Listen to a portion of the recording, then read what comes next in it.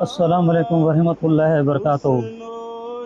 حضرت انس بن مالک رضی اللہ عنہ سے روایت ہے، فرماتے ہیں کہ میں ابن زیاد کے پاس موجود تھا کہ حضرت امام حسین رضی اللہ عنہ کا سر انور لایا گیا، وہ ایک چھڑی سے آپ کی ناک پہ مارنے لگا اور کہا کہ میں نے ان جیسا حسن نہیں دیکھا۔ دوسری حدیث عمارہ بن عمیر سے روایت ہے کہ جب عبداللہ بن ابن زیاد اور اس کے ساتھیوں کا سر لا کر مسجد حسین میں ایک دوسرے کے ساتھ ملا کر رکھا گیا تو ان کے پاس گیا تو لوگ کہہ رہے تھے آ گیا ہے آ گیا۔